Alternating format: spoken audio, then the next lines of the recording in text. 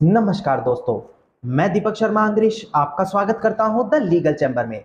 अब दोस्तों, आज की इस वीडियो के अंदर हम एक बहुत इंपॉर्टेंट टॉपिक आप सभी लोगों के लिए लेकर आए हैं। जी हां, हम उस टॉपिक को आप लोगों के साथ डिस्कस करने वाले हैं जो अक्सर आप लोगों की समस्या बना रहता है। अब बहुत से लोग मुझसे क्वेश्चन करके बार बार पूछते हैं कि सर, हमारी एक प्रॉपर्टी थी, हमारी एक पारिवारिक संपत्ति थी, हमारी एक पैतृक संपत्ति थी, जिसके अंदर म्यूटेशन, जिसको सरल हिंदी भाषा में दाखिल खारिज और जमाबंदी के नाम से भी जानते हैं, वो हमारे भाई ने या किसी थर्ड पार्टी ने अपने नाम से करवा लिया है। अब ऐसी स्थिति में जब म्यूटेशन में उनका नाम शो कर रहा है, दाखिल खारिज या जमाबंदी में उनका नाम शो कर रहा है, तो संपत्ति के तो मालिक वही हो गए। अब ऐसी स्थिति में हम करें तो करें क्या? इसके अलावा बहुत से लोग क्वेश्चंस में यह भी पूछते हैं कि सर, हमारा एक संपत्ति से जुड़ा वाद विवाद कोर्ट में चल रहा था, इसी बीच जो डीएम है, जिलाधिकारी, एसडीएम है, निचले जो रिवेन्यू कोर्ट्स होते हैं, उनके वहां से दूसरी पार्टी ने जाकर अपना नाम म्यूटेशन में चढ़ा लिया है। अब जो हम सिविल कोर्ट में अपना केस लड़ रहे हैं, उसका तो कोई फायदा ही नहीं रहा। जी नहीं दोस्तों, मैं आज आपको पूरे कंसेप्ट के साथ क्लियर करूंगा कि म्यूटेशन के अंदर अगर किसी का नाम शो कर रहा है तो वह संपत्ति का मालिक उससे नहीं बन सकता। और यह चीज मैं आपको विद रेलिवेंट जजमेंट के साथ क्लैरिफाई करूंगा।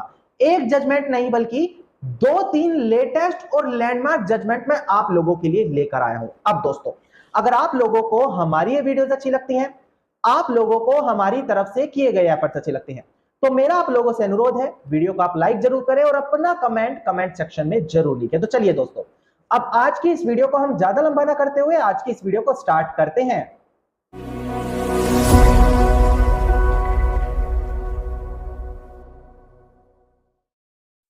अब दोस्तों, सबसे पहले वीडियो की स्टार्टिंग में आप लोगों के साथ एक इंपॉर्टेंट इंफॉर्मेशन भी शेयर कर ली जाए। जी हां, हम बात कर रहे हैं द लीगल क्लासेस के बारे में। अब जो कोई भी लॉ स्टूडेंट है, या फिर कोई लॉ फ्रेश ग्रेजुएटेड है, या फिर कोई रिसेंट में अपनी एलएलबी को परस्यू कर रहा है, इसके अलावा अगर कोई और इंडिविजुअल जो लॉ की इंफॉर्मेशन और डीपली चाहता है, हर एक एक्ट को अपना डीपली एनालाइज करना चाहता है, तो मैंने उन सभी लोगों के लिए एक नया लॉ यूट्यूब चैनल क्रिएट किया है, द लीगल क्लासेस, जिसका लिंक आपको डिस्क्रिप्शन में मिल जाएगा। अब अगर आप हमारे साथ यहां पर कनेक्ट होना चाहते हैं, तुरंत जाकर चैनल को सब्सक्राइब कर ले और नोटिफिकेशन बेल आइकन ऑन कर ले। अब दोस्तों, हम बढ़ते हैं अपनी आज की वीडियो की ओर। देखिए, सीधा हम वीडियो के ऊपर नहीं बढ़ेंगे। क्यों? क्योंकि पहले मैं आपको एक रिट के बारे में बताऊंगा। रिट क्या होता है? देखिए, रिट टोटल 5 टाइप की होती है, जैसे कि हैबियस कॉर्पस, सर्टोरी हो गया, क्यू वारंटो हो गया, मैंडेमस हो गया। इसी प्रकार से इनका काम क्या होता है? ये एक इंसान को स्पेशल अथॉरिटी या पावर प्रोवाइड कराई गई है, जिसके माध्यम से वो सीधा हाई कोर्ट में जाकर अपनी इन रिट को फाइल कर सकता है। अब टोटल 5 टाइप की रिट्स हैं, जिसका हम आज की वीडियो में डिस्कशन नहीं करेंगे। बस एक रिट जो आज की जजमेंट से रिलेटेड है, वो आप लोगों को क्लैरिफाई करके दी जाएगी। रिट ऑफ सर्टोरी, ये क्या होता है? देखिए, जब कभी भी कोई भी लोअर कोर्ट, चाहे वो रिवेन्यू कोर्ट हो गया, सिविल कोर्ट हो गया, वो अपना कोई डिसीजन पास करता है, तो उससे अपर अथॉरिटी का कोर्ट, चाहे हाई कोर्ट हो गया, चाहे सुप्रीम कोर्ट हो गया, वो उसको सर्टिफाई करने के लिए, उसको वेरीफाई करने के लिए उस पर रोक भी लगवा सकता है, उसको कैंसिल भी कर सकता है। ठीक इसी प्रकार से अगर किसी ने म्यूटेशन कर दी है, अब आपके पास 2 ऑप्शन है, या तो आप उस म्यूटेशन को वहीं रिवेन्यू कोर्ट में जाकर चेंज कराएं, चैलेंज कराएं, नहीं तो आप रिट ऑफ सर्टोरी फाइल कर सकते हैं इस बिहाफ से कि हमारी ये प्रॉपर्टी है, किसी ने यहां पर म्यूटेशन अपना नाम धोखे से करा लिया है, और रिट ऑफ सर्टोरी के माध्यम से हम अपनी इस चीज की सुनवाई ऑनरेबल हाई कोर्ट के सामने करना चाहते हैं। यह होता है दोस्तों रिट ऑफ सर्टोरी।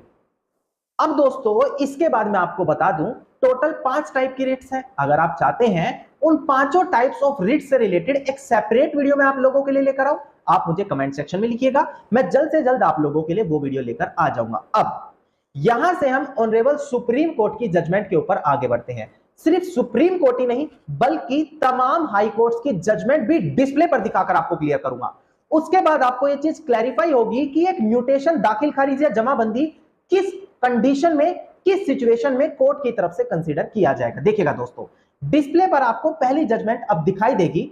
जजमेंट का नाम है बलवंत सिंह वर्सेस दौलत सिंह, साल 1997 7 SCC 137। देखिएगा यहां पर ऑनरेबल सुप्रीम कोर्ट ने यही कंसीडर किया, द इफेक्ट ऑफ म्यूटेशन, यानी कि जो जमाबंदी कराई गई है, दाखिल कराई गई है, उसका इफेक्ट क्या होगा, mutation of property in revenue record, कि अगर कोई इंसान रिवेन्यू रिकॉर्ड के अंदर अपनी प्रॉपर्टी पर म्यूटेशन करा रहा है तो वो neither create nor extinguish title to the property, वो किसी का प्रॉपर्टी पर मालिकाना हक ही नहीं क्रिएट करेगी, nor has any presenting value on title, such entry are relevant on the purpose of collecting land revenue. ऐसी कंडीशन में अगर किसी ने म्यूटेशन में अपना नाम चढ़वा लिया है तो उसको केवल लैंड रेवेन्यू पर्पस से देखा जाएगा, किसी को उसके तहत मालिक नहीं माना जाएगा। अगर आप मेरे चैनल से रेगुलरली कनेक्टेड है तो आप जानते होंगे ये वीडियो मैं सेपरेटली पहले ही आप लोगों के लिए लेकर आ चुका हूं। इसके अलावा दूसरी जजमेंट पर भी ध्यान दीजिएगा, बड़ी महत्वपूर्ण जजमेंट है दोस्तों, डिस्प्ले पर दिखाई दे रही होगी। जजमेंट का नाम है सूरज वाहन वर्सेस फाइनेंशियल कमिश्नर। बहुत इंपॉर्टेंट जजमेंट थी, साल 2007 की, 6 SCC 186, ये इसका साइटेशन नंबर है। यहां पर देखिएगा ऑनरेबल सुप्रीम कोर्ट ने यही ऑब्जर्व किया कि अगर कोई एंट्री कराई गई है रेवेन्यू रिकॉर्ड के अंदर तो does not confer title on the person whose name appear in the record, तो ऐसी कंडीशन से उस एंट्री से जिस इंसान का नाम वहां पर शो हो रहा है उसको मालिक नहीं समझा जाएगा। Entries in the revenue record और जमाबंदी, देखिए जमाबंदी भी आ गया है, has only for physical purpose so far as the title of property is concerned it can be decided by the competent civil court। यानी कि अगर किसी का नाम रेवेन्यू रिकॉर्ड में शो हो रहा है तो उससे उसको मालिक नहीं समझा जाएगा, चाहे वो जमाबंदी, दाखिल खारिज, म्यूटेशन कहीं पर भी शो हो रहा हो। और अगर किसी के मालिकाना हक को लेकर क्वेश्चन खड़ा हो रहा है तो वो केवल सिविल कोर्ट के पास अथॉरिटी है, वो तय करेगी कि संपत्ति का मालिक आखिरकार है कौन। यहां पर म्यूटेशन जमाबंदी में नाम आने से कोई भी खुद को मालिक नहीं घोषित कर पाएगा।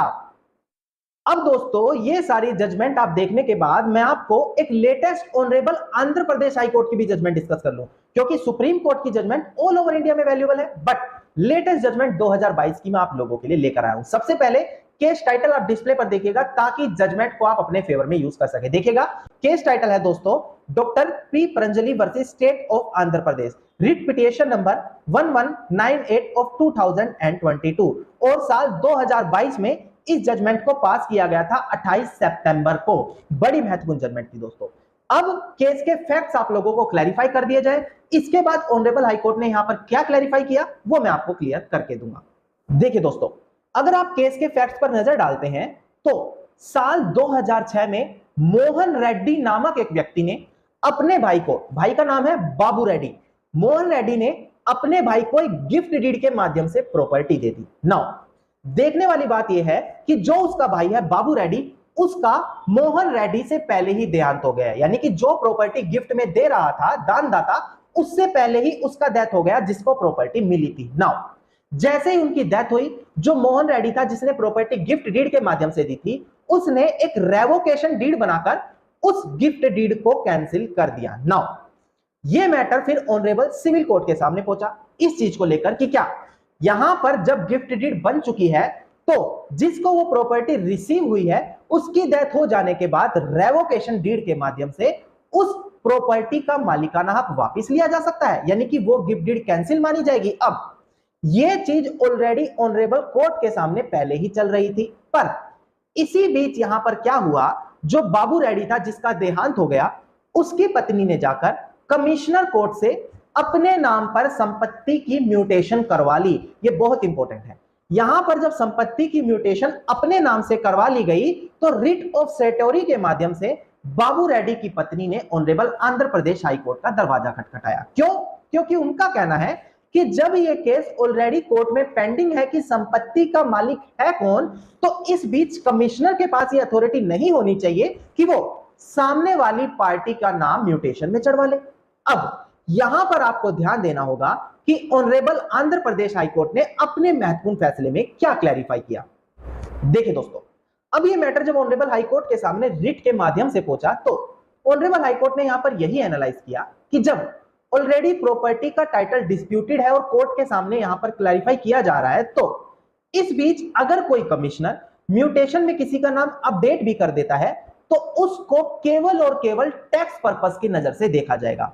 उस म्यूटेशन के नाम से किसी को भी ओनर कंसीडर नहीं किया जाएगा। जी हां, अगर आपके साथ भी कोई ऐसी सिचुएशन बन रही है कि प्रॉपर्टी का टाइटल ऑलरेडी डिस्प्यूटेड है, यानी कि कोर्ट में केस पेंडिंग है और इसी बीच दूसरी पार्टी जाकर अपना नाम म्यूटेशन से चढ़ा लेती है, तो आपको घबराने की जरूरत नहीं है, क्योंकि वो म्यूटेशन केवल टैक्स के लिए रखा गया है और जिसका नाम म्यूटेशन में शो होगा उसी को उस लैंड का टैक्स पे करना पड़ेगा। रिवेन्यू रिकॉर्ड में नाम आ जाने से कोई भी संपत्ति का ओनर नहीं बन जाता। अब जब ये 2022 की judgement honourable Andhra Pradesh high court की तरफ से दी गई, तो इसी जजमेंट के अंदर ऑनरेबल सुप्रीम कोर्ट की एक बड़ी महत्वपूर्ण जजमेंट का हवाला दिया गया। डिस्प्ले पर दिखाकर आपको मैं जजमेंट क्लैरिफाई कर दूं, उस जजमेंट के अंदर क्या क्लियरफाई किया गया वो भी मैं यहां पर आपको क्लियर कर देता हूं। देखिएगा दोस्तों, डिस्प्ले पर देखिएगा, जजमेंट है ऑनरेबल सुप्रीम कोर्ट की H Lakshmaiah Reddy and other versus L Venkateshwar Reddy, 2015 की ऑनरेबल सुप्रीम कोर्ट की जजमेंट है। इसका साइटेशन नंबर है 14 SCC 784। इसके अलावा एक और जजमेंट देखिएगा, municipal corporation Aurangabad versus state of Maharashtra and another, 2015 की भी ये जजमेंट है 16 SCC 689। इन दोनों ही जजमेंट में यही क्लैरिफाई किया गया था कि जो म्यूटेशन के अंदर एंट्री की जा रही है, डू नॉट कन्वे और एस्टेंग्विश एनी टाइटल, उससे प्रॉपर्टी का टाइटल पता ही नहीं लग सकता। And such entries are relevant for the purpose of collection of land revenue, और उनको केवल लैंड पर रिवेन्यू को कलेक्ट करने के लिए ही देखा जाएगा। यहां पर देखिएगा, court also place reliance on the Allahabad High Court decision in Kalavati and Board of Revenue. इसके अलावा एक और जजमेंट है, देखिएगा, Kalavati versus Board of Revenue, जो AIR 2022 CC 1814 इसका साइटेशन नंबर है, जहां पर यह क्लैरिफाई किया था कि एक रिट पिटीशन डाली जा सकती है जहां पर म्यूटेशन प्रोसीडिंग्स चल रही हो और वो पोजेशन के बेस पर नहीं बल्कि टाइटल के बेस पर म्यूटेशन में नाम चढ़ाया गया है। जी हां दोस्तों, अगर एक इंसान का म्यूटेशन में नाम चढ़ा दिया है, क्यों? क्योंकि उस म्यूटेशन में उसको मालिक शो करा है, तो ऐसी कंडीशन में मैंने रेलिवेंट जजमेंट भी बताई है, Kalavati versus Board of Revenue 2022 की जजमेंट है, वहां पर यह क्लैरिफाई किया गया कि उस चीज को चेंज कराने के लिए रिट ऑफ सैटोरी कोर्ट में फाइल की जा सकती है। अब देखिए दोस्तों, आज की वीडियो में कितनी सारी रेलिवेंट जजमेंट आपको क्लैरिफाई की। म्यूटेशन में क्या होगा, अगर केस करने से पहले ही में किसी का नाम म्यूटेशन में शो कर रहा है तो क्या होगा, केस के दरमियान किसी का नाम म्यूटेशन में चढ़ाया गया है तो क्या होगा, ये सारी चीज मैंने आज आपको सिंपल से सिंपल लैंग्वेज में क्लियर कर दी है। इसके अलावा अब यहां पर आखिरी में ऑनरेबल हाईकोर्ट ने यही किया कि भाई अगर यहां पर एक प्रॉपर्टी है जो अनडिस्प्यूटेड है, यानी कि जिस पर कोई भी वाद नहीं चल रहा, विवाद नहीं है, उसी स्थिति में केवल यह कमिश्नर के पास वैल्यू है कि वो म्यूटेशन में किसी का नाम चढ़वा सकता है टाइटल हकदारी की तरफ से, यानी कि उसको ओनर दिखाते हुए। पर अगर प्रॉपर्टी डिस्प्यूटेड है, प्रॉपर्टी पर वाद विवाद है, तो केवल सिविल कोर्ट के पास अथॉरिटी है, हाई कोर्ट सुप्रीम कोर्ट के पास तो है ही, कि वो किसी को प्रॉपर्टी का मालिक घोषित कर सकते हैं। और अगर इसी बीच किसी का नाम म्यूटेशन में अपडेट है या शो भी कर रहा है, तो उसको केवल लैंड रिवेन्यू के पर्पस से देखा जाएगा, उसको संपत्ति का मालिक नहीं समझा जाएगा। यह चीज ऑनरेबल हाई कोर्ट ने अपनी इस महत्वपूर्ण जजमेंट में क्लैरिफाई कर दी है। अब अगर सेम सिचुएशन आपके पास है जहां पर प्रॉपर्टी का मालिकाना तो आपके पास है, आप जानते हैं कि कल को अगर कोर्ट में केस हुआ तो हम दिखा सकते हैं ये हमारे दादा की प्रॉपर्टी थी, बराबर से नहीं बांटी गई और एक भाई ने सभी का सभी नाम अपना म्यूटेशन में चढ़वा लिया, तो आप जानते हैं कि अगर आज उसमें पार्टीशन सूट हुआ तो हमको भी बराबर का हिस्सा मिलेगा। पर अगर आप परेशान है कि म्यूटेशन में उनका नाम है, तो आज की रेलिवेंट जजमेंट आप ही लोगों के लिए, जहां पर म्यूटेशन में किसी का मालिकाना साबित नहीं होता, यह चीज मैंने आपको क्लैरिफाई कर दी है दोस्तों। धन्यवाद दोस्तों, उम्मीद करता हूं वीडियो के अंदर मिली जानकारी आप सभी लोगों के लिए बेहद ज्यादा लाभदायक साबित होगी। अब अगर आप लोगों को हमारी आज की वीडियो अच्छी लगी तो वीडियो को आप लाइक, शेयर और कमेंट जरूर कीजिएगा।